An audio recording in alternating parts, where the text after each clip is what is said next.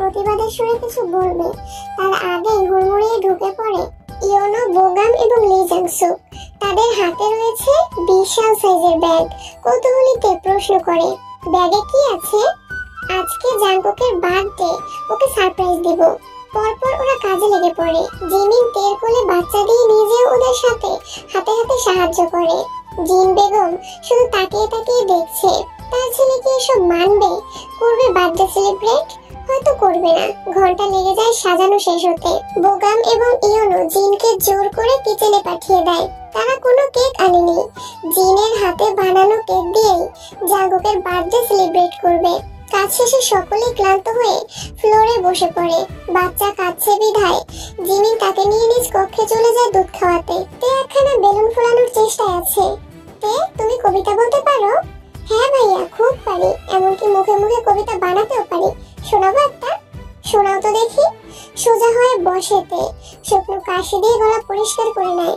তারপর বলে, আম পাতা জোড়া জোড়া যে হোক ভাইয়ের কপাল পোড়া, শিয়ালে ডাকে কুকুর নাচে, ইয়োনো ভাই আশায় বাঁচে, রাতের রং কালো, বোগাম ভাই খুব ভালো, দূর আসমানে বক থাকে, লি জাংসুক ভাই কুকু কু বলে ডাকে, মানুষ তার নাম দেখতে হাতির বাচ্চা, সে আর কেউ নয় আমাদের জাংকুক চাচা। জিন উচ্চস্বরে হেসে ফেলে তের কবিতা শুনে। বোগাম লাজুক হেসে তের পাশে বসে পড়ে। আহা, তাকে ভালো বলেছে, মানে তের তাকে ভালো লাগে। জিমিনের বাবুর নাম রাখা হয়েছে ইয়নমিন। নামটা রেখেছে জিমিনের স্বামী সুগা। এই মুহূর্তে বাবুকে কোলে নিয়ে তিনি বসে আছে ড্রয়িং রুমের এক কোনায়। ছেলে থেকে চোখ ফেরাচ্ছে না। তে অ্যানিকে কোলে নিয়ে দাঁড়িয়ে আছে সুগার পাশে। ও মূলত গভীর দৃষ্টিতে পর্যবেক্ষণ করছে সুগাকে। তে জেনেছে সুগা সুইজারল্যান্ডে থাকতো। এখানে তার পরিবার। অবশ্য তার জন্ম হয়েছে বাংলাদেশের রংপুর জেলায়। বাবা চাকরির খোঁজে পাড়ি জমিয়েছিল এই অদ্ভুত কান্ট্রিতে। তারপর ছেলে এবং বউকে নিয়ে এসেছে। জিমিন কেন এই লোকটিকে বিয়ে করলো? হাজার হাজার মাইল দূরত্ব, আগে কখনোই কেউ কাউকে দেখেনি। তারপরও এই লোকটির জন্য ঘর ছেড়েছিল। একা একাই পাড়ি দিয়েছে সুইজারল্যান্ড। একবারও কি তার ভয় করেনি? যদি লোকটা ভালো না হতো, যদি জিমিনকে মেরে দিত? একবার সময় করে জিমিনকে জিজ্ঞেস করবে, জানতে চাইবে তাদের প্রেমের কাহিনী। আরে তে, এখানে দাঁড়িয়ে আছো কেন? এসো এসো, কেক সাজাবে। বোগাম কথা বলতে বলতে তের ডান হাতখানা মুঠোয় পুরে নেয়। তের বক্তব্য না শুনেই তাড়াহুড়ো করে টেনে নিয়ে যেতে থাকে। কেক ডেকোরেশন করছে যে হোক, তাকে বলে বলে দিচ্ছে ইয়োনো। লি জাংসুক ভিডিও করতে ব্যস্ত। বরাবরই ভিডিও ভালো করে লি জাংসুক। বোগাম ভাই, হাত ছাড়ুন, খানিকটা শক্ত গলায় বলে তে। কথাখানা বোগামের কর্ণকুহরে প্রবেশ করার সঙ্গে সঙ্গেই হাত ছেড়ে দেয়। অনুশোচনাবোধ ফুটে ওঠে মুখশ্রীতে। মজা করে ঠিক আছে, কিন্তু সে মানে তে তার বন্ধুর বউ। সরি তে, কিছু মনে করো না, আমি তোমাকে বোনের চোখেই দেখি। ইটস ওকে ভাইয়া, আমি কিছু মনে করিনি, চলুন। বোগামকে এড়িয়ে এক প্রকার দৌড়েই জেহপের পাশে গিয়ে দাঁড়াইতে অ্যানিকে কোল থেকে নামিয়ে দেয়। বেশি মানুষ একদমই পছন্দ নয় অ্যানির, তাই তেজ থেকে ছাড়া পাওয়ার পরে দৌড়ে এদিক সেদিক যায় না। ঝাপটি মেরে বসে থাকে মালিকের পায়ের কাছে। কেকে নাম লেখা নিয়ে বাধে বিপত্তি। জেহপ লিখেছে সেটা একদমই ভালো হয়নি। হ্যান্ডরাইটিং ভালো নয় তার। গোটা কেকের সৌন্দর্য নষ্ট করে দিয়েছে নামখানা। সকলেই বিরক্ত জেহপের প্রতি। ইয়োনো চোখ পাকিয়ে তাকায়। লিখছো শালা, লেখা তো আমি লিখবো। লি জাংসুক ক্যামেরা ফেলে দিয়ে জাপটে জড়িয়ে ধরে ইয়োনোর পা। কাঁদো কাঁদো স্বরে বলে, মাফ কইরা দে ভাই, তুই লিখিস না, তোর হাতে লেখা জঘন্যতম আলট্রা প্রো ম্যাক্স। কিটকিটিয়ে হেসে ওঠে জেহো। ইয়োনো দাঁতে দাঁত চেপে লাথি মারে লি জাংসুককে। সিটকে ক্যামেরার কাছে পড়ে যায় সে। নামটা তে লেখুক, শুনেছি সুন্দরী মেয়েদের হাতে লেখা সুন্দর হয়। খুশিতে গদগদ হয়ে ওঠে তে। মুহূর্তেই জেহপের হাত থেকে নিয়ে নেয় লেখার যন্ত্র এবং ফটাফট লিখে ফেলে শুভ জন্মদিন জিয়ন জাংকুক। ইচ্ছে ছিল হাতের বাচ্চা লেখার, কিন্তু জিন সামনে দাঁড়িয়ে আছে বিধায় লিখতে পারে না। সবাই তার হাতে লেখার প্রশংসা করে। সমস্ত ডেকোরেশন শেষ হওয়ার পর মুহূর্তে আবির্ভাব ঘটে জিয়ন জাংকুকের। গম্ভীর মুখশ্রী তার, যেন হাসলে জরিমানা হয়ে যাবে। জিন বেগম কাঁচামাচু হয়ে দাঁড়ায়, নিজের মুখ লুকাতে ব্যস্ত যেন। এই বুঝে জাংকুক সবকিছু তছনছ করে দিবে। উচ্চস্বরে চিল্লিয়ে বলে উঠবে, এসব কে করেছে? আমার পছন্দ নয়, জানো না তোমরা? তখন কি হবে? জিনই বুঝি দোষী। জাংকুক ভাববে তার মা এত সব কিছুর আয়োজন করেছে, এখানে মেয়ের জামাই রয়েছে। জাংকুক যদি সকলের সামনে জিনকে দুটো কথা শুনিয়ে দেয়, তখন কি করে সহ্য করবে তিনি? এত সব ভাবনার মাঝেই শুনতে পায় সকলের উচ্চস্বরে বলা, happy birthday to you, happy birthday dear Jungkook স্লোগানটি। শুকনো ঢোক গেলে জিন ভয়ের তো দৃষ্টিতে তাকায় ছেলের মুখ পানে। জাংকুক চরম বিরক্ত, কপাল কুঁচকে দীর্ঘ দিতে এগিয়ে যায়। ভেঙচি কাটে, সবকিছুতেই লোকটার বাড়াবাড়ি। এত সুন্দর আয়োজন করেছে তারা, ইয়া বড় কেক, এসব দেখে তো খুশি হওয়ার কথা। তের জন্মদিন কখনোই সেলিব্রেট করা হয়নি। বার্থডে উপলক্ষে এক টুকরো কেক তে কোনোদিনও চোখে দেখেনি। যখন মা বেঁচে ছিল তখন মা বলতো, সামনে বছর তোর বাবা বাড়িতে আসলে বড় করে জন্মদিন সেলিব্রেট করব। আর মা মারা যাওয়ার পরে বাবা প্রতি বছর জন্মদিনে কল দিয়ে বলে, সামনের বছর তোমার বার্থডে সেলিব্রেট করব। আজ অব্দি সামনের বছর আর আসলো না। দীর্ঘশ্বাস ফেলে তে এক পা দুপা করে জাংকুকের পাশে গিয়ে দাঁড়ায়। ফিসফিস করে বলে, আমার মাকে কষ্ট দেওয়ার একটা বাক্য উচ্চারণ করবেন না। মন চাইলে কেক কাটুন, না হলে মুখ বন্ধ করে কেটে পড়ুন এখান থেকে। ভ্রুজোড়া কুচকে ফেলে জাংকুক, বাঁকা নয়নে এক পলক তাকায় তের পানে। পরপরই গম্ভীর স্বরে বলে ওঠে, আমি জন্ম নিয়ে পৃথিবীতে অষ্টম আশ্চর্যজনক কিছু হয়নি, সো আমার বাড়ি বসে। জাংকুক নিচু স্বরে বলে, এসব দেখে হাজবেন্ডের অভাব ফিল করো না? সামান্য কথা, কিন্তু মিনিংটা অমান্য। লাজুক এবং ভীততে লাজ বাড়িয়ে দিতে সক্ষম হলো। তাই মাথাখানা একদমই নিচু হয়ে গিয়েছে। দু হাত একে অপরের সঙ্গে চাপ প্রয়োগ করছে, ইচ্ছে করে দৌড়ে চলে যেতে, কিন্তু বেঈমান দেহখানা চলতে চাইছে না কেন। এখানে সুযোগ পেল বোধহয় জাংকুক। সোফার হাতলে রাখা হাতখানা তের কাঁধে রাখে এবং আচমকা টান দিয়ে নিজের দিকে নিয়ে আসে। ভয়ার্থতে বলে ওঠে, কি করছেন? যেহন ভাইয়ের কিচেনে। কথাখানা বলে নিজেই বিরক্ত নিজের ওপর। ভাই এক্সকিউজ দেখালো, যেন তারা জামাই বউ। কড়া ভাষায় কিছু বলা যেত না? Do you think I fucking care about? গোটা বাক্য শেষ করার আগেই দরজা ঠেলে ভেতরে ঢুকে যেহো। তে এক লাফে দাঁড়িয়ে পড়ে এবং জান প্রাণ এক করে দৌড়ে চলে যায় নিজ কক্ষে। এদিকে সাথে নিতে বেমালুম ভুলেই গিয়েছে নিজের জীবন বাঁচার আগে, তারপরে অন্য কথা। সোফায় গুটিসুটি মেরে ঘুমিয়ে থাকা অ্যানির পানে তাকায় জাংকুক। ইচ্ছে করলো নরম তুলতুলে গায়ে হাত বুলিয়ে দিতে। বোকার মতো তাকিয়ে আছে জাংকুকের পানে। তেকে দেখলো সে ছুটে পালাতে। এখন কথা হচ্ছে জাংকুক কি করছিল ওদের সাথে? কি করছিল? কি মানে কি? ভাবতে ভাবতে এগিয়ে আসে যেহোক। জাংকুকের পাশে বসে প্রশ্ন করে, চুমু খেয়েছিস? চুমুতে পোষাবে না আমার, হট নাইট লাগবে। কল হবে না? গোটা নাইটই থাকতে হবে। তেকে ছেড়ে দে ভাই, তোর এই হটনেস বাংলাদেশের একটা জনগণ কমিয়ে দেবে। জাংকুক যেহোপের মাথায় চাটি মারে, ইডিয়েট, জনগণ বাড়িয়ে দেবে। রাত 3টে বাজে। 3টে মানেই বোগামের কাছে গভীর রাত। ঘুমিয়েছে দুটোয়। তার কিছু মুহূর্ত পরেই ফোন বেজে ওঠে। আননোন নাম্বার থেকে কল করে বলা হয়েছে জরিখ নদীর পাশে আসতে। কে বা কারা কল করেছে জানা নেই বোগামের, তবে যাওয়াটা বাধ্যতামূলক মনে হলো। হয়তো কোনো প্রয়োজন, না হলে কেন কল করে ডাকবে? টি শার্ট এবং ট্রাউজার পরে ঘুমিয়েছিল বোগাম। সেভাবেই বেরিয়ে যায়। গ্যারেজ থেকে গাড়ি বের করতে হবে। এই মুহূর্তে গ্যারেজে যেতে ইচ্ছে করলো না, তাই বারান্দায় ঢেকে রাখা বাইক নিয়ে ছোটে। ঠান্ডা পড়েছে প্রচন্ড, কুয়াশায় রাস্তাঘাট দেখা মুশকিল। বিরক্ত বোগাম বাইকের স্পিড কমিয়ে দেয়, পাছে আবার অ্যাক্সিডেন্ট করে বসবে। তবে শেষ রক্ষা হয় না। পেছন থেকে একটা গাড়ি এসে ধাক্কা মারে তার বাইককে। বাইক সমেত পড়ে যায় বোগাম। ডান হাতের উপর পড়ে বাইকের মাথা। প্রচন্ড যন্ত্রণায় ছটফট করে ওঠে বোগাম। মৃদু স্বরে চিৎকার করে। গাড়িটাও থেমে যায়। বেরিয়ে আসে জাংকুক এবং যেহোক। ভয়ার্থ যেহোক এগিয়ে যায় বোগামের দিকে। বাইকের তলা থেকে টেনে টুনে বের করে তার হাত। সান্ত্বনা দেওয়ার চেষ্টা করে। অপরদিকে জাঙ্কুক বুকে হাত গুজে শান্ত নয়নে দেখছে, না কোনো সিম্প্যাথি দেখাচ্ছে আর না কোনো অনুশোচনামূলক বাক্য আওড়াচ্ছে। কিছু মুহূর্ত আগে নিজে ইচ্ছাকৃত ভাবে ধাক্কা মেরে ফেলে দিল, এতে বিন্দু মাত্র আক্ষেপ নেই। যেহব একা একাই গাড়িতে তোলে বোগামকে এবং নিয়ে যায় হাসপাতালের উদ্দেশ্যে। দাঁড়িয়ে থাকে জাঙ্কুক, ঠোঁটের কোনায় বোধহয় একটু হাসি ফুটে উঠল তার। অন্ধকারে ঠিক বোঝা গেল না, তবে বিলাই আঁখি দুটো চিকচিক করছে। যে হাত আমার বউকে স্পর্শ করার সাহস দেখাবে সেই হাত না থাকাই শ্রেয়। Next target bright. ঘুম উঠে গিয়েছে জেহপের। বোগামকে হাসপাতালে ভর্তি করে বাসায় আসতে আসতে সকাল হয়ে গিয়েছে। জাঙ্কুক ড্রয়িং রুমের সোফায় বসে টি টেবিলের ওপর পা রেখে আরাম করে কফির মগে চুমুক দিচ্ছে আর ল্যাপটপে কিছু দেখছে। তুই বোগামের হাত ভেঙে দিলি? ভয়ার্ত কণ্ঠস্বর জেহপের। দৃশ্যখানা সে ভুলতেই পারছে না।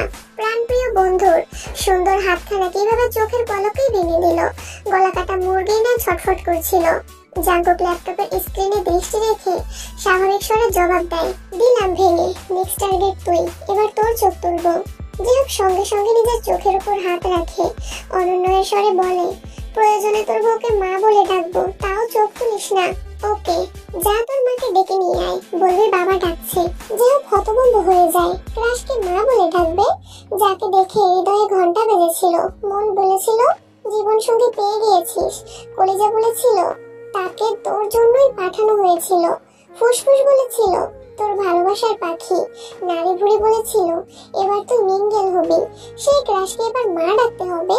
এই অবিচার ধর্মে সইবে? হৃদয়খানা ভেঙে চুরমার হয়ে যাচ্ছে। জাঙ্কুক কি অন্যায় কথা বলেনি? অবশ্যই বলেছে, ঘোর অন্যায়মূলক কথা বলেছে, চরম লেভেলের অন্যায়। কিন্তু এটা কে বলবে গোমরামুখ ভয়ঙ্কর জাঙ্কুককে? কার বুকের পাটা আছে জীবন জাঙ্কুকের গলায় আঙুল দিয়ে বোঝানোর, তুই অন্যায়কারী, তুই অপরাধী, তোর ক্ষমা নাই। যেই বলতে যাবে তাকে চোখের দৃষ্টি দিয়ে জ্বালিয়ে দেবে বা বোগামের মতো মুখখানা ভেঙে দিবে। শুকনো ঢোক গেলে যে হোক অসহায় দৃষ্টিতে তাকিয়ে থাকে জাঙ্কুকের পানে। কি সুন্দর দেখতে, ঠিক রাজপুত্রের মতো, কিন্তু মনখানা নির্দয় পাষাণ। এই মুহূর্তে নির্দয় পাষাণ পুরুষ ব্যস্ত ভঙ্গিমায় ল্যাপটপের কিবোর্ডে আঙুল চালাচ্ছে। খচখচ শব্দে মুখরিত হচ্ছে গোটা ড্রয়িং রুম। কপালে তার বিশাল তিনটে ভাঁজ, যেন ল্যাপটপে না তার বউয়ের পানে তাকিয়ে আছে। জেহপের মনে আছে প্রথম যেদিন তার জাঙ্কুকের সাথে দেখা হয়েছিল। সুইজারল্যান্ডের গম্বিয়া নামক এক কোম্পানিতে চাকরি করত জেহপ। একা মানুষ, বাড়ি ফেরার তাড়া নেই। অফিস টাইম শেষ হওয়ার পরে কানে হেডফোন গুঁজে নিস্তব্ধ রাস্তার এক পাশ দিয়ে হাঁটছিল এবং গুনগুন করে গান গাইছিল। হঠাৎ একটা গাড়ি এসে পেছন থেকে সজোরে ধাক্কা মারে জেহপকে। ছিটকে পড়ে গাছের সাথে বাড়ি খেয়েছিল। প্রথম মাসের বেতন দিয়ে কেনা ওপো ফোনখানা ভেঙে গুড়িয়ে গিয়েছিল। কপাল ফেটে হাত পা ভেঙে আধমরা হয়েছিল। গাড়িটা মূলত জাঙ্কুকের ছিল। সে গাড়ি থেকে নেমে জেহপের কাছে আসে, কপাল কুঁচকে ভালোভাবে পর্যবেক্ষণ করে এবং বেহাল দশা দেখে কাকে যেন কল করে। ইংরেজিতে কিছু একটা বলেছিল। তারপর অর্ধ মৃত জেহপকে একা ফেলে গাড়ি নিয়ে শো করে চলে যায়। মিনিট 10 পরে দুজন লোক এসে তাকে হাসপাতালে ভর্তি করায়। পুরনো কথা মনে করে দীর্ঘশ্বাস ফেলে জেহপ। হুট করে মনে মনে রাগ চেপে বসে গম গম সরে বলে ওঠে, তুই সত্যিই মা ডাকতে বলবি? মায়া দয়া নেই শরীরে? তুই শালা মানুষই না, হারামি। তোর সাথে থাকতে আমার ভয় করছে। কিভাবে পারলি বোগামের হাত ভাঙতে? ও তেতে হাত থেমে যায় জাঙ্কুকের। ব্রুকুচকে তাকায় জেহপের পানে। মুহূর্তে জেহপ চুপসে যায়, কথাগুলো গলায় আটকে পড়ে। উচ্চস্বর নিচু হয়ে আসে, আমতা আমতা করে বলে, ওই মাকে বোগাম বোনের নজরে দেখতো। জাঙ্কুক বিরক্তি নিঃশ্বাস ফেলে, গলায় ঝোলানো হেডফোন কানে সেট করে নেয়। অতঃপর আবারও মনোযোগ দিয়ে কাজে বসে। জেহপের বকবক শোনার ইন্টারেস্ট নেই তার। অসহায় জেহপ গালে হাত দিয়ে তাকিয়ে থাকে জাঙ্কুকের পানে। এই মুহূর্তে তের মতো তারও একখানা কবিতা মাথায় আসছে। দেখতে মানুষ, কিন্তু স্বভাব বাঘের মতো। তাকে দেখে মতো দেয় মাইয়া পোলা কত শত। ভালোবাসায় কাঁচা সে, খায় বারবার ডাব্বা। সে আর কেউ নয়, আমার জাঙ্কুক আব্বা। কবিতাখানা বিড়বিড় করে আওড়ায় জেহপ। আজ বিন্দু পরিমাণ সাহস থাকলে উচ্চস্বরে বুক ফুলিয়ে কবিতা বলতো। আফসোস সাহস নেই। জেহপ হতাশায় নিঃশ্বাস ফেলে চলে যায় কিচেনে। ভীষণ খিদে পেয়েছে, এই মুহূর্তে খাবার প্রয়োজন। জিন বেগম অনেক কিছু রান্না করে রেখে গেছে। জেহপ সব একাই সাবার করে ফেলবে আজকে। আহা কি শান্তি। জিমিনের ফোনখানা দিয়ে গিয়েছে তেকে। এই বাড়িতে একটাই টিভি আছে, সেটা ড্রয়িং রুমে। একা একা সময় কাটবে না, তাই ফোন দিয়ে যাওয়া। তের খুশি আর দেখে কে কক্ষের দরজা আটকে বেশ অনেকক্ষণ কথা বলেছে ব্রাইটের সাথে। কালকে এসে সুইজারল্যান্ড আসছে, তারপর তেকে নিয়ে ঘুরবে গোটা শহর, অনেক কিছু দেখাবে। অতঃপর বাংলাদেশে পা রেখেই তের মায়ের কাছে বিয়ের প্রপোজাল দেবে। রাজি হলে হলো, না হলে দুজন মিলে পালাবে, এমনটাই সরা পরামর্শ করেছে। ব্রাইট কল কাটতেই তের ভয় করতে শুরু করে। বিশাল এই বাড়িখানায় একা একা থাকা যায়? তের মতো পুঁটি মাছ থাকতে পারবে? এটা সম্ভব? কখন না জানি ভূত এসে গিলে খেয়ে ফেলে। অতঃপর তের কক্ষের পেছনে রয়েছে বিশাল পাহাড়। সেই পাহাড় থেকে যদি কিছু একটা চলে আসে, একা কক্ষে বড্ড ভয় করছে তার। অ্যানি শান্তিতে ঘুমাচ্ছে কম্বল মুড়ি দিয়ে। ভয়ার্ত তে অ্যানিকে কোলে করে তুলে নেয়। ব্যালকনির দিকে এক পলক তাকিয়ে স্বপ্ন ঢোক গেলে। আশ্চর্য, ব্রাইটের সাথে যখন কথা বলছিল তখন কেন ভয় করলো না, আর এখনই বা কেন করছে? ভয়েরও কোনো কাণ্ড জ্ঞান নেই। দূর বিরক্ততে ফোন এবং অ্যানিকে নিয়ে কক্ষ ত্যাগ করে। ড্রয়িং রুমে আলো জ্বলছে, দিনের মতো চকচকে। সোফাখানাও বেশ চওড়া। তে অ্যানিকে বুকের মধ্যে চাপটে জড়িয়ে ধরে সোফায় গা এলিয়ে দেয়, কুশন বালিশ হিসেবে মাথায় দেয়। বাহ, এখন আর ভয় করছে না, শান্তিতে ঘুমোতে পারবে। মৃদু হাসিতে বিড়বিড় করে বলে, ব্রাইট স্বপ্নে এসে আমি চুমু খেয়ে যান, শক্ত চুমু, যে চুমুতে আমি কপকাত হয়ে যাব। ভোর হওয়ার আগে জাঙ্কুকের ঘুম ছুটে যায়। এটা জাঙ্কুকের স্বভাব, আজকেও তার ব্যতিক্রম নয়। ল্যাম্পপোস্টের পাশে হ্যালো কিটির মাথাওয়ালা ঘড়িখানা টিক টিক করে বেজে চলেছে, জানান দিচ্ছে, জিওন জাঙ্কুক উঠে পড়ো, তোমার শরীর চর্চার সময় হয়ে গিয়েছে। চোখ বন্ধ করেই সাদা কম্বলের তলা থেকে হাত বের করে ঘড়ির মাথায় থাকা বাটন টিপে সেটা বন্ধ করে। অতঃপর চোখ খুলে আলমোড়া ভেঙে উঠে বসে। ব্যালকনির পর্দা সরানো, স্পষ্ট দেখা যাচ্ছে বাইরে বেশ কুয়াশা পড়েছে। বাঁ হাতে চোখ ডলে নেয় জাঙ্কুক। এলোমেলো চুলে হাত বুলিয়ে কোমর হতে কম্বল সরায়। দৃশ্যমান হয় গোটা শরীর। 2 কোয়ার্টার প্যান্ট ছাড়া আর কিছুই নেই। মার্বেল ফ্লোরে পা রেখে জুতো খুঁজে নেয়, পেয়েও যায় মুহূর্তেই। জুতো পরে বিছানা ছাড়ে। প্রথমে কম্বল ভাঁজ করে কাবাডে রাখে, বিছানার চাদর টান টান করে বালিশ সাজিয়ে রাখে। অতঃপর কক্ষ হতে বেরিয়ে যায়। এক কাপ কফি ছাড়া সকাল শুরু হয় না। সেই সিঁড়িতে পা রাখতেই জাঙ্কুকের চোখ আটকায় সোফায় ঘুমিয়ে থাকা টের পানি। লম্বা চুলগুলো ফ্লোরে বিছিয়ে আছে, সাদা রঙের টপসখানা উপরে উঠে গিয়েছে। স্কার্টের অবস্থাও শোচনীয়, হাঁটুর উপরে চলে এসেছে। ওড়না ফ্লোরে গড়াগড়ি খাচ্ছে। অ্যানি ওড়নার মধ্যে ঘুমিয়ে আছে। বিরক্ত নিঃশ্বাস ফেলে জাঙ্কুক, ঘাড় বাঁকিয়ে তাকায় জেহুপের কক্ষের পানে। যে কোনো মুহূর্তে বেরিয়ে আসবে ইডিয়েটটা। দাড়ি ভর্তি গালে হাত বুলিয়ে এগিয়ে আসে জাঙ্কুক। তের উদরে অবস্থিত মধ্যবিন্দুর পানে নজর পড়তেই পুরুষালী চিত্ত লাফিয়ে ওঠে, কাটা দিয়ে ওঠে শরীর। কঠিন কিছু গালি আওড়ে নজর ফিরিয়ে নেওয়ার চেষ্টা করে, কিন্তু বেহায়া চোখ দুটো সরতে নারাজ।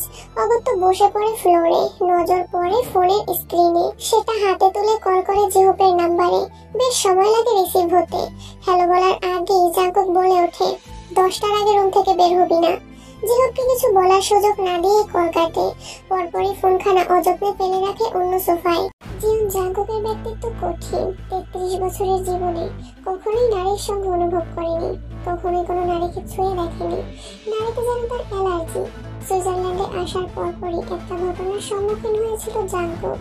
জুরিখ নদীর পাশে বাসা নিয়েছিল। বাংলাদেশি এক পরিবারের সাথে শেয়ার করে থাকতে হবে। নতুন শহর, হাতে টাকা নেই, পরিচিত কেউ নেই। অগত্যা জাঙ্কুক রাজি হয়ে যায়। সেই পরিবারে একটা মেয়ে ছিল, বয়সে জাঙ্কুকের থেকে বড়ই হবে।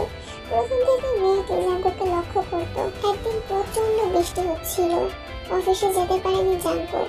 নিজ কক্ষে বসে কফি পান করছিল, দরজা লক করতে ভুলে গিয়েছিল। সেখানে সুযোগ নিয়ে কক্ষে ঢুকে পড়ে মেয়েটি। জাঙ্কুককে সিরিয়াস করার জন্য পরনের কাগজ খুলে ফেলেছিল মুহূর্তে। গোটা ঘটনায় হতভম্ব হয়ে জাঙ্কুক কিছু বোঝার বা বলার সময় সুযোগটুকু পায়নি। কফির মগ পড়ে যায় হাত ফসকে। শুকনো ঢোক গেলে নজর ফিরিয়ে নেয় সেই মেয়েটির থেকে। শুকনো ঢোক গেলে গম্ভীর স্বরে বলেছিল, আপনি এখানে কেন? মেয়েটি জাঙ্কুকের সামনে গিয়ে দাঁড়ায়। আবেদনময় ভঙ্গিমায় বলে, কেউ জানতে পারবে না, ট্রাস্ট মি, তুমি আর আমি, একটু ভালোবাসো আমায় প্লিজ। মেয়েটি হাত বাড়িয়ে ছুটে যায় জাঙ্কুকের গাল, একটু হলেই ছুঁয়ে দিতে পারবে। পিছিয়ে যায় গম্ভীর মানব, রাগের জোয়ার শক্ত করে ফেলে। আশেপাশে তাকিয়ে কিছু খুঁজতে থাকে। অতঃপর ফুলদানির দেখা পায়। সেটা তুলে মুহূর্তে মেয়েটির মাথায় আঘাত করেছিল জাঙ্কুক। মেয়েটি অচেতন হয়ে পড়ে যায়। জাঙ্কুক এক গোলাপ থুতু ফেলে 1 সেকেন্ড সময় ব্যয় না করে প্রয়োজনীয় জিনিস গুছিয়ে বেরিয়ে এসেছিল সেই বাড়ি থেকে। পেছন থেকে তাকায় নিয়াল। সেই জীবন জাঙ্কুকের বুক কাঁপছে। ইচ্ছে করছে ভুলভাল কিছু করে ফেলতে। আকর্ষণীয় উদরের মধ্যমণিতে ওষ্ঠ ঠেকিয়ে গভীর চুম্বনীতে দিতে, বা কমলার কোয়ার নাই ওষ্ঠ দুটো গভীরভাবে ছুঁয়ে দিতে। আজ অব্দি নিজের কোনো ইচ্ছেই অপূর্ণ রাখেনি জীবন জাঙ্কুক। এখন অপূর্ণ রাখবে? একদমই না। নয়নজোড়া বন্ধ করে নেয় জাঙ্কুক। বাঁ হাতে বড় বড় চুলগুলো পিছনে টেনে হাঁটুতে ভর দিয়ে মেরুদণ্ড সোজা করে। একই হাত এগিয়ে দেয় টের পারে। পিঙ্ক কালার টপসখানা 2 আঙুলে উপরে তুলে গোটা উদর উন্মুক্ত করে। মধ্যমণির ঠিক উপরে কুচকুচে কালো তিল রয়েছে। জাঙ্কুক বিরক্তির নিঃশ্বাস ফেলে। বিড়বিড় করে বলে, ওয়াকিং তিল, বালছাল, এটা দিয়ে এখানে কাটতে কে বলেছে? মাথা নষ্ট হওয়ার মতো অবস্থা জাঙ্কুকের। জিভ দ্বারা ঠোঁট ভিজিয়ে মুহূর্তে মুখ এগিয়ে নেয় উদরের পানে এবং পরপরই মধ্যমণিতে ওষ্ঠ ঠেকিয়ে গভীর চুমুতে লিপ্ত হয়। ঘুমের ঘুরে কেঁপে ওঠেতে মৃদুস্বরে উফ শব্দ করে ওঠে, যেন বেজায় বিরক্ত সে। জাঙ্কুক কামড়ে ধরে নরম মাংসস্থল এবং তখনই সরে আসে। হাতের উল্টো পিঠে ওষ্ঠ মুছতে মুছতে কিচেনের দিকে চলে যায়। পিটপিট করে চোখ খোলে। উদরে জ্বলছে। হাতখানা সেখানে চলে যায়। ভেজা ভেজা অনুভব করতেই কপাল কুঁচকে উঠে বসে। হাই তুলে টপস উঁচু করে তাকায়। মুহূর্তেই তের আঁখি পড়ল বড় বড় হয়ে যায়। এটা কি হয়েছে? কেউ কামড়ে দিয়েছে? মানুষের দাঁতের দাগ। শুকনো ঢোক গিলে তেল। এদিক ওদিক তাকিয়ে কিছু একটা খুঁজতে থাকে, কিন্তু আশানুরূপ কিছুই খুঁজে পায় না। ভয়ে কলিজা কেঁপে ওঠে। কে তাকে কামড়ে দিয়েছে? কেউ তো নেই বাড়িতে। চিন্তিত তেল হাত পায়ে মৃদু কম্পন অনুভব করে। গলা এবং হাত পা চেক করে নেয় আরো কোথাও এমন দাগ রয়েছে কিনা। হঠাৎ সে খেয়াল করে কিচেন থেকে ঝনঝন শব্দ আসছে। বিপুর তেল ফ্লোর থেকে এনিকে তুলে কোলে নেয়। ঘুমে ব্যাঘাত ঘটায় বিরক্ত এনি মিউ মিউ আওয়াজ তুলে। সেদিকে পাত্তা না দিয়ে তে বরং ওড়নাখানা মাথায় জড়িয়ে কিচেনের দিকে পা বাড়ায় খুবই সাবধানে। জিউন জাঙ্কুক ব্যস্ত ভঙ্গিমায় কফি বানাতে দেখে স্বস্তির নিঃশ্বাস ফেলেতে। যাক, চোর ঢুকতে পারেনি বাড়িতে। এখানে কি চাই? আশ্চর্য, লোকটা দেখলো কি করে? তে তো একটু শব্দ করেনি, আর লোকটাও তো এদিকে তাকায়নি, বরং মনোযোগ দিয়ে কফির বোতলের মুখখানা খুলছিল। তাহলে দেখলো কি করে? যেভাবেই দেখুক, তে জানার দরকার নেই। তার প্রয়োজন হলো এটা জানা তাকে কে কামড়েছে। ভাইয়া, একটা কথা বলতে এসেছি। ধমক দেবেন না প্লিজ, আর্জেন্ট কথা। ভীতু কণ্ঠস্বর তের। জাঙ্কুক জবাব দেয় না। তেও বুঝতে পারে খাটার সাথে জবাব দেবে না, তাই নিচু স্বরে বলে, কেউ এসেছিল বাড়িতে, দেখেছেন আপনি? 4 চামচে করে 2 চামচ কফি পাউডার মগে ঢেলে দেয় জাঙ্কুক। দক্ষ হাতে পানির বোতল হতে গরম পানি ঢেলে নেয়। তে প্রশ্নের কোনো জবাব দেওয়ার প্রয়োজন বোধ করে না। তে ফের বলে, ভাইয়া, কে জানি আমার বলতে বলতে থেমে যায়। এবার জাঙ্কুক তাকায় তের পানে। বরাবরের মতো 2 ভ্রুজোড়া আড়াআড়িভাবে কুঁচকে রেখেছে। তেও তাকায় এবং চোখাচোখি হয়ে যায়। লাল লাল চোখ দেখে মুহূর্তেই নজর সরিয়ে নেয় তে। আশ্চর্য, এমন লাল হয়ে আছে কেন? যেন গাঁজা খেয়েছে। আমি মিথ্যে বলছি না। কেউ ঢুকেছিল বাড়িতে, আমার ইজ্জত হরণ করেছে, দেখে নিয়েছে সবকিছু। বড়ই দুঃখী শোনালো তের কণ্ঠস্বর। পাষাণ জাঙ্কুকের মায়া হলো না মোটেও, বরং বিরক্ত লাগলো। চামচ দিয়ে পানি এবং কফি মেশাতে মেশাতে চলে যাওয়ার জন্য পা বাড়ায় এবং মৃদু আওয়াজে 2 লাইন গান আওড়ায়। আমি তোর ব্ল্যাক কফি, তুই আমার সুগার, আমি তোর কোকা কোলা, তুই আমার বার্গার, তোর ওই হটনেসে ঝুলে আমি ছারখার, পারছি না আর বেবি, তোকে খুব দরকার। হাতের বাচ্চা গরিলা আবার গানও গাইতে পারে। আল্লাহ, আমি কি কানে ঠিক শুনছি নাকি ভুল শুনলাম? জীবন জাঙ্কুক রোমান্টিক গানও জানে। কত কি যে দেখবো আল্লাহই জানে। বিড়বিড় করে আওড়াইতে। আজকের সকালটা বড্ড বাজে, একদম জাতা। আমি কোলের মধ্যে এখনো ঘুমোচ্ছে। এই হয়েছে আরেক নবাবজাদা, খালি খাবে আর ঘুমোবে, কোনো দায়িত্ব নেই। তাকে তে আদর যত্ন করে কেন লালন পালন করেছে? কেন? শুধু শুধু? এই দুনিয়াতে ফ্রিতে একটা থাপ্পড়ও পাওয়া যায় না। এনিকে মূলত ভালোবাসা দিয়ে বড় করেছে, ইন ফিউচার বডিগার্ডের কাজে লেগে পড়ার জন্য, তাকে প্রোটেক্ট করার জন্য। কিন্তু এ কি করছে? তার চোখের সামনে দিয়ে তারই মতে মানুষ কামড়ে যাচ্ছে, আর সে টেরই পাচ্ছে না। ছি তে ছি, তোর বাচ্চা কোনো কাজের না। অ্যানিকে মনে মনে বকতে বকতে নিজ কক্ষের দিকে পা বাড়াইতে। উদরের ক্ষতস্থানে এখনো চিনচিন ব্যথা করছে, তবে সেসব পাত্তা দিচ্ছে না। আর জীবনেও ড্রয়িং রুমে ঘুমাবে না সে। হাজারবার প্রতিজ্ঞা করে ফেলেছে ইতিমধ্যেই। বরাবরই সকালের ব্রেকফাস্ট যে হোক বানায়। জাংকুক এবং সে একসাথে আছে প্রায় 8 বছর। এই 8 বছরে কখনোই জাংকুককে ব্রেকফাস্ট বানাতে দেয়নি। আজও তার ব্যতিক্রম নয়।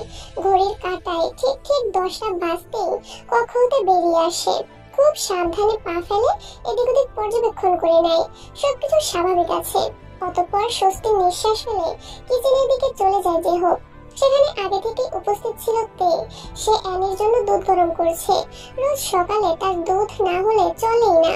যেসব স্বপ্ন ঢোক গেলে আবারও পেছন ফিরে পর্যবেক্ষণ করে নেয় জাংকুক আছে কিনা। ড্রয়িং রুমের সোফায় দেখা মেলে সাহেবের। আরামসে বসে ফোনে ফ্রি ফায়ার গেমস খেলছে। মুখখানা দেখে মনে হচ্ছে এর থেকে নিষ্পাপ এবং ভালো ছেলে দুনিয়ায় দুটো নেই। যেও বেঞ্চি কাটে, মনে মনে গালিও দেয়। শালা, বউ কি তোর একাই আছে? দুনিয়ায় আর কেউ বিয়ে করে নাই? সারাক্ষণ চিপকে থাকতে হবে আর আমাকে মেয়া মেয়া বলে ডাকতে হবে? অসহ্য। তারই মধ্যে পেছন ঘুরে তাকায়। জেহবকে দেখে একগাল হাসে। প্রতিরোধ করে জেহবও হাসে। জেহব ভাই জানেন কি হয়েছে? বোগাম ভাই অ্যাক্সিডেন্ট করেছে, তার হাত ভেঙে গেছে। জেহব এগিয়ে আসে। সেলফ থেকে ময়দার ডিব্বা বের করতে করতে আশ্চর্য ভঙ্গিমায় বলে, কি বলছো? কবে ঘটেছে এই ঘটনা? আর তুমি জানলে কি করে? তে মলিন হেসে জবাব দেয়, মা কল করেছিল, বললো আমায়। এটাও বললো উনি যাচ্ছে হাসপাতালে বোগাম ভাইকে দেখতে। জেহব ঠোঁট গোল করে ও শব্দটা আওড়ায় এবং আর চোখে ড্রয়িং রুমের সোফার পানে তাকায়। কিন্তু আশ্চর্যজনক বিষয় হচ্ছে সেখানে জাংকুক নেই। যা শালা, কোথায় গেল? চিন্তিত জেহব কপাল কুঁচকে গোটা ড্রয়িং রুম পর্যবেক্ষণ করে। অতঃপর কিচেনের দরজার পানে তাকাতে চমকে ওঠে, কেননা নোবেল প্রাপ্ত বউওয়ালা এখন কিচেনের দরজায় দাঁড়িয়ে আছে। জেহব বিরক্তিতে চোখ মুখ কুঁচকে ফেলে। বিড়বিড় করে বলে, শালা, কোলে নিয়ে বসে থাকতো তোর বউকে, আর না হলে টুক করে গিলে খেয়ে ফেল। জেহব ভাই, আমাকে নিয়ে যাবেন হাসপাতালে? বোগাম ভাইকে দেখতে ইচ্ছে করছে। আজকে বুঝলেন, আর কখনো আমাকে নিয়ে যেতে হবে না কোথাও।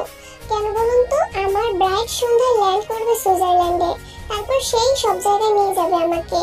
জেহব শুকনো ঢোক গেলে পিছনে তাকায়। জাংকুকের গম্ভীর মুখশ্রী দেখে মুহূর্তেই কাঁদো কাঁদো সরে বলে, কিচ্ছু করিনি আমি, মা উস্কাচ্ছে, আমি ভালো ছেলে, বিশ্বাস কর ভাই। তে ভ্রুকুচকে পেছনে তাকায়। জাংকুককে দেখে চমকে ওঠে। ঠোঁটের কোণের হাসিটুকু দৌড়ে পালিয়ে যায়। সেখানে ভর করে একরাশ ভয়। আশ্চর্য, লোকটা বাঘের মতো দেখছে কেন?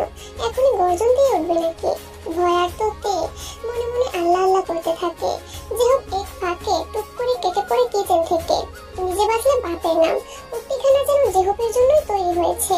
জাংকুক বুটজুতোর খটখট আওয়াজ তুলে তেল পানি আগায়। মুখোমুখি দাঁড়িয়ে মুহূর্তে নিজের হাতখানা ঢুকিয়ে দেয় টপসের ফাঁকে।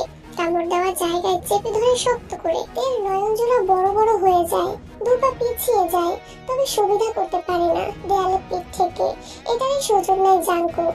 চেপে ধরে দেয়ালের সাথে এবং হিস হিস করে বলে, ভালো মানুষ নই আমি, তবুও ভালো হওয়ার চেষ্টা করছি, জাস্ট বিকজ অফ ইউ। আমাকে রাগিও না, তাহলে নেক্সট কামড়টা বেলিতে নয়। বুক থেমে যায় জাংকুক।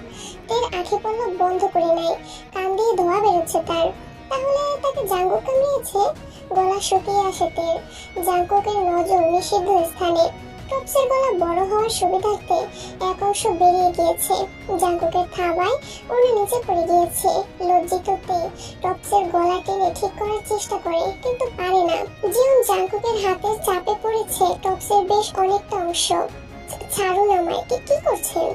জাংকুক তের গলার দিকে মুখ এগোতে এগোতে বলে, ছাড়ুন, ধরুন, অশ্লীল আওয়াজ। এসব করলে আমার নিজের হাত দিয়ে চাপিয়ে ধরে জাংকুকের মুখ। বলতে দেবে না সে। লোকটার কথা ভয়ঙ্কর। কাঁপিয়ে তোলে তের সর্বাঙ্গ। নিঃশ্বাস বন্ধ করে দেয়। আপনি প্লিজ কথা বলিয়েন না, আপনার মুখে এক একটা কথা আমার থেমে যাইতে। জাংকুক ঠোঁট বাঁকিয়ে ভ্রু কুঁচকে ছোট ছোট নয়নে দেখতে থাকে তেকে।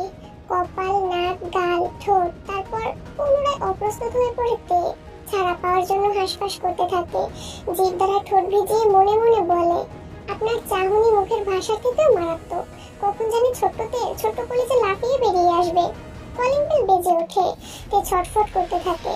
জাংকুকের হাতের উপর হাত রেখে ছাড়ানোর চেষ্টা করে। বিরক্ত জাংকুক দাঁতে দাঁত চেপে ছেড়ে দেয় তেকে।